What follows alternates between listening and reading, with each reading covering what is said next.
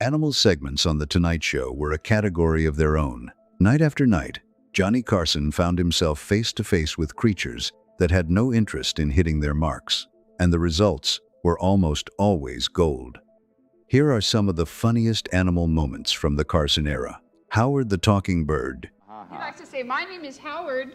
My name is Howard." My name's Howard.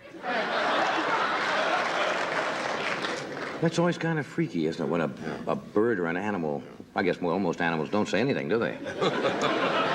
Kicked things off with a signature laugh that landed like a perfectly timed joke. Howard made up for last time. He was really nothing last time. And he was frightened of the boom. He was just about ready to talk, and when the boom came down, he was so worried about looking at the boom that he wasn't thinking about... His ha-ha-ha delivery was sharp enough to crack up the entire studio audience, which is no small thing when you consider Howard was competing with one of the sharpest comedic minds in television history.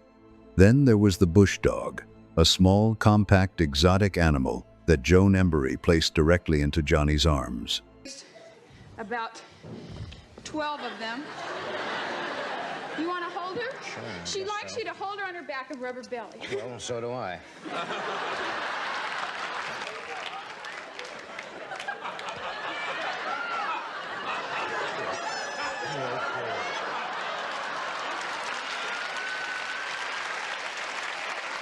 Carson's response was completely unexpected. He broke into song. A bush dog and me one day, home down the creek. Came upon old bush dog and said him hair and tail. He treated the little creature like a duet partner, and the whole exchange turned into a miniature comedy scene that nobody in the writer's room could have planned. Sherpa, the baby mountain lion, got a slightly different treatment. Johnny pulled out a remote-controlled toy and used it to bait Sherpa into attacking a stuffed animal. This remote control device, and Mechanical rabbit. if they'll set it out there. Now, if I move this... Okay. Yeah. A born hunter. This thing would starve in the wild, Joan. What do you... The segment had this low-key, playful danger to it, the sense that things were probably fine, but that Johnny was enjoying the edge just a little too much.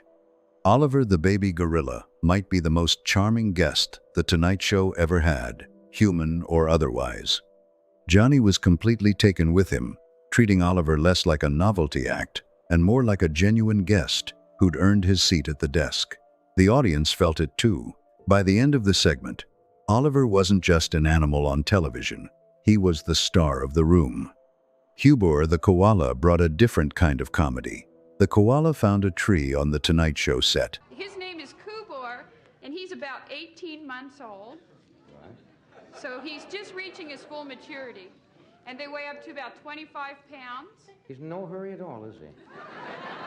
He knows everything is just like slow motion. I mean... The pouch would hold about something the size of a baseball. It's about this large.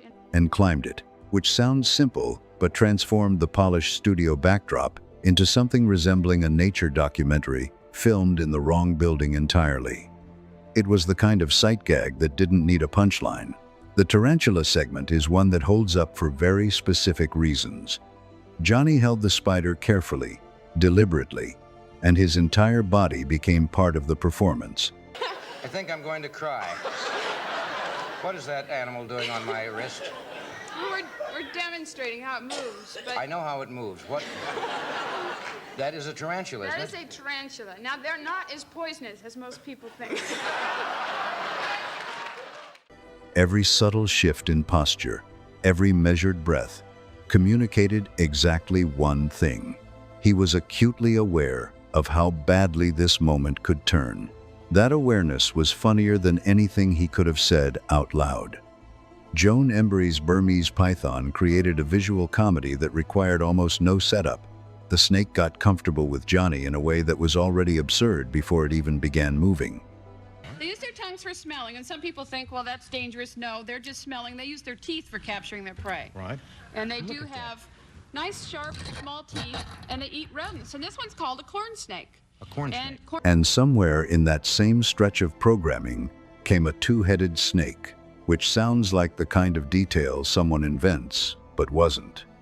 The two European ferrets were a different situation entirely. Joan brought them out to demonstrate their natural instinct for hunting rodents, which in theory sounds like a clean, educational segment. The ferrets had no interest in the theory. They moved at a speed that made it nearly impossible for Johnny to track them, and the cameras weren't doing much better. The whole thing became a kind of controlled chaos, with Joan calmly explaining animal behavior while the ferrets rewrote the segment in real time.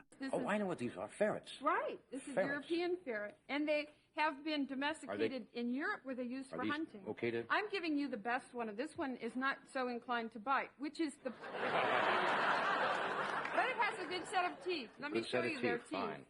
Joan Embry's cheetahs have an official Carson post dedicated to them with a title that really does say it all. Cheetahs are not fans of Johnny. The big cats made their feelings clear. They looked at Carson with a kind of flat, uninterested expression usually reserved for people who've wandered into the wrong room. Johnny was the host of one of the most watched programs on American television, and the cheetahs treated him like furniture. That contrast was the entire joke, and it worked beautifully. Jim Fowler brought a flying squirrel to the 11th of May 1977 broadcast, and what made that segment work was actually the waiting. The squirrel sat still for long stretches, completely calm, and the audience built up this collective tension over what might or might not happen. The anticipation itself became the bit. Fowler's 1,977 appearance also included a white-fisted gibbon, and primates always created this strange reflective quality on late-night television. Celebi's ape, and it's one of the few animals in the world that's actually worshipped. And that's all right. Come here. Come on, boy. That's all right. There's something about a primate looking back at a studio audience that flips the dynamic in a way no other animal quite manages. Didn't you hear the bell? Johnny, I do.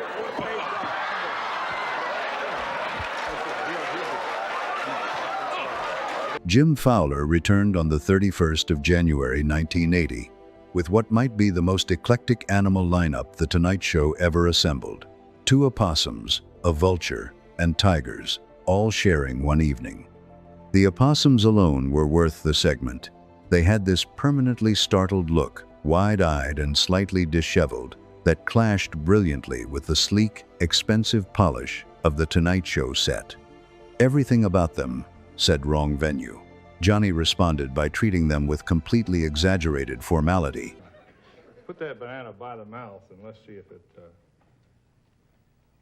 well, let's see. Maybe I can... You're right, they're dumb. Banana. As though they were distinguished guests who deserved genuine courtesy and a proper introduction. Fowler walked through opossum survival strategies, while the animals took the opportunity to demonstrate playing dead on cue, which is either a remarkable natural instinct or the best timing in the business. Carson, naturally, turned it into a bit, noting that the possums seemed to have sharper survival instincts than most of the Hollywood celebrities he'd interviewed. Then came the vulture. One Tonight Show episode brought out a vulture, and that alone tells you everything you need to know about how unpredictable Carson's animal segments could get. This wasn't a cuddly creature or a crowd-pleasing exotic bird. This was a vulture, bald-headed and hunched, perched near Johnny, like it had wandered onto the set after making a wrong turn at a funeral. The thing you got to do, though, you got to hold that in front of you. Wait a minute now, look. You got to hold it higher than your head. That's right.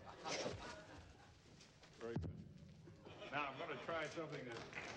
The visual alone was enough to unsettle the cheerful studio atmosphere. There's something deeply uncomfortable about a bird that spends its entire existence circling the dying, and here it was, sharing a camera frame with a late-night host and his house band. It stared at Johnny with that flat, professional gaze, and you genuinely couldn't tell if it was curious or simply running calculations. Johnny leaned right into it, of course. He made jokes about the vulture circling his career, waiting patiently for the ratings to slip far enough to justify swooping in. All the lappet-faced vulture. It's the largest soaring vulture in Africa. And just take a look at that face, huh? Incredible face, right? That's not a pretty sight. Yeah, let's see. Here, oh. The audience roared every time he played it straight, treating the bird less like a guest. I come back a bit. What do you mean? This will be the first time. Jim, look here. This will be the first time ever that the vulture's ever flown to, there you go. How you like that, huh? Now bring them over here. And more like a ruthless industry critic who had finally decided to show up in person. Jim Fowler did his best to make the case for the vulture's ecological importance, explaining its role as nature's cleanup crew, but Johnny pretended to take every word as a personal insult. The segment found its rhythm in that contrast, Fowler earnestly defending the bird, while Carson responded like a man being professionally evaluated by something with no interest in his feelings. The vulture's dead-eyed stillness made every beat land harder. It didn't growl, didn't lunge, didn't do anything remotely aggressive. It simply existed, and somehow that was more unsettling than anything theatrical. Carson asked at one point whether the vulture had ever confused a living person for a meal, and the question got a laugh, precisely because it didn't feel entirely absurd. When the bird shifted its weight on the perch, Johnny flinched from across the desk, and that involuntary reaction was funnier than any rehearsed line could have been.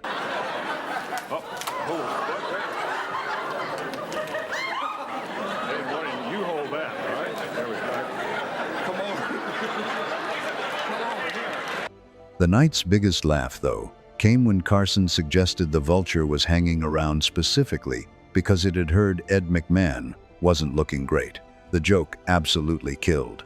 Then came the alligator. Jim Fowler returned for another segment, this time bringing an alligator alongside some bear cubs. And from the moment that reptile cleared the curtain, the dynamic in the studio shifted entirely. An alligator has a way of making every other detail in a room feel suddenly irrelevant.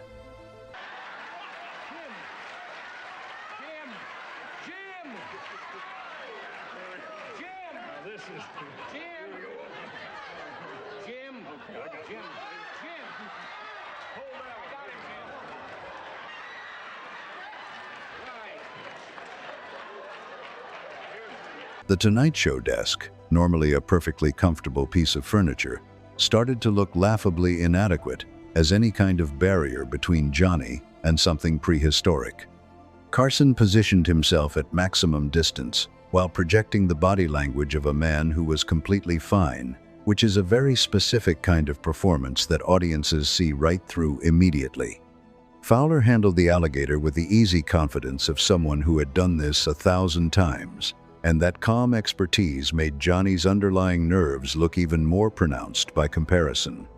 Every time the alligator's jaws snapped shut, you could watch the tension move through Carson's body like a ripple.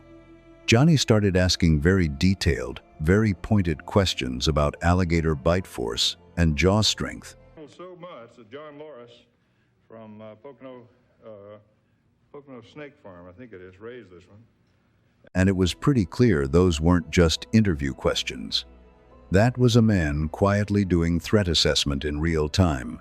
The audience understood completely and laughed harder for it. There's a particular kind of comedy that comes from watching someone with professional obligations try to maintain dignity while something prehistoric studies them from 4 feet away. The alligator's stillness was its own kind of comedy. It wasn't thrashing or snapping wildly. It was simply present, coiled, unhurried, and utterly indifferent to the fact that it was on television. Carson joked about calling his agent first thing in the morning to get alligator coverage added to his NBC contract, and the line landed because it felt only half like a joke. Fowler walked through alligator behavior in that measured, educational tone of his, while the reptile tracked Johnny with what genuinely appeared to be predatory focus. The segment played out like a hostage negotiation. Carson had decided to manage through careful diplomacy and precisely timed humor. When the alligator finally made its exit, the relief on Johnny's face wasn't performed. It was real, visible. and it generated one of the biggest laughs of the entire night. That's the thing about those moments. The genuine wariness underneath the professional polish created a comedy tension you simply cannot manufacture. It was authentic, and audiences always know the difference. Then the tone shifted completely with the baby orangutan, where the vulture brought existential dread and the alligator brought barely contained panic. The baby orangutan arrived and disarmed the entire room with something much simpler. This clip stands out as one of the most unexpectedly tender animal moments in the show's history, not because anything dramatic happened, but because of what it revealed about Carson when his guard came down. The baby reached toward Johnny with those small, remarkably human-like hands.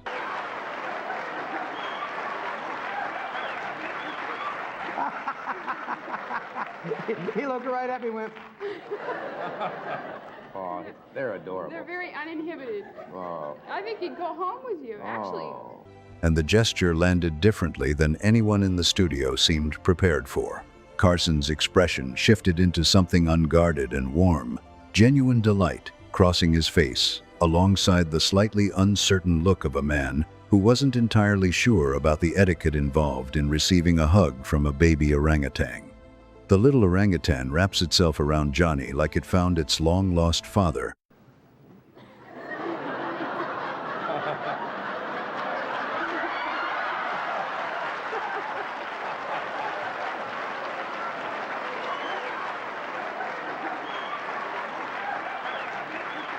Burying its face in his chest and refusing to budge. It's genuinely one of the most disarming things you'll ever see on late-night television. That reddish fur keeps drifting up into Carson's face during the embrace.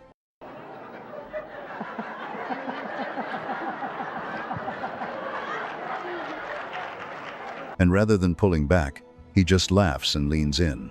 The audience is completely gone at this point, laughing and cooing in equal measure. What makes the whole thing even funnier is Carson trying to maintain some version of his polished host persona, while a baby ape is essentially using him as a jungle gym. He keeps attempting to ask questions, adjust his jacket, say something witty, and the orangutan keeps derailing every single effort. Johnny starts making jokes about just taking the animal home, raising it himself, setting it up in the guest room. The crowd eats it up because you get the sense he's at least half serious. Then the handlers step in to retrieve the orangutan, and that's when things get genuinely funny. The animal wants nothing to do with leaving. It tightens its grip, looks up at Johnny with those wide, expressive eyes, and the whole audience collectively gasps. Carson plays along perfectly, pretending he doesn't really want to hand it over either. It becomes this gentle little tug-of-war between the handler, the host, and a very determined baby primate who has clearly made up its mind. Those eyes are something else entirely. The orangutan's facial expressions carry so much personality that watching it feels almost uncanny, like there's a small person in there deciding exactly how this segment is going to go. It fidgets with Johnny's tie. The arms are. They're considerably longer than the legs. They use those like hooks in the trees. And can he see me? I mean... Oh, yes. Oh, sure. Pokes at his jacket buttons and explores his lapel like it's conducting a very thorough inspection. Carson watches all of this with a softness you didn't always get to see from him on camera. His paternal instincts kick in a way that feels completely unplanned. He starts talking about the orangutan's life, where it came from, what its future looks like, and the curiosity in his voice sounds real. This wasn't Carson doing a bit. This was Carson genuinely charmed by a creature that didn't know or care who he was, and that authenticity hits differently than any scripted moment could. The hug stretches on well past what anyone in the production probably anticipated. What was likely supposed to be a quick, crowd-pleasing animal cameo turns into an extended and weirdly tender standoff. Johnny eventually quips that this orangutan might be his favorite guest in 30 years of hosting, and the line lands perfectly because it doesn't feel like a joke so much as a genuine confession. The baby's trust is completely real. There's no training that produces that kind of unguarded affection, and the camera catches every second of it. Moments like this one are exactly why animal segments on The Tonight Show developed such a devoted following over the decades. Carson could hold a conversation with any senator, director, or movie star, and he was brilliant at it. But there was something different about watching him with animals. With people, he was always in some version of control. With a hawk on his arm or a monkey pulling his hair, all of that went out the window. The chaos was genuine, the reactions were real, and the comedy came from a place no writer's room could manufacture. Whether it was barely contained terror when something sharp or scaly came too close, or pure unfiltered delight like the kind this little orangutan pulled out of him, Carson's instincts translated perfectly in those moments. His wit never left him, even when the situation got completely out of hand, and that combination of sharp humor and visible human emotion is what kept those clips watchable long after the original broadcast. So here's a question worth throwing out to the room. Which Johnny Carson animal moment do you think tops them all? The orangutan that wouldn't let go, one of Joan Embry's Wilder Zoo visits? Something else entirely that left Carson speechless? Drop it in the comments below, because that conversation is going to be a good one. And if you want to keep going deeper into the stories behind The Tonight Show's most unforgettable moments, hit subscribe and stick around. There's a lot more where this came from. See you in the next one.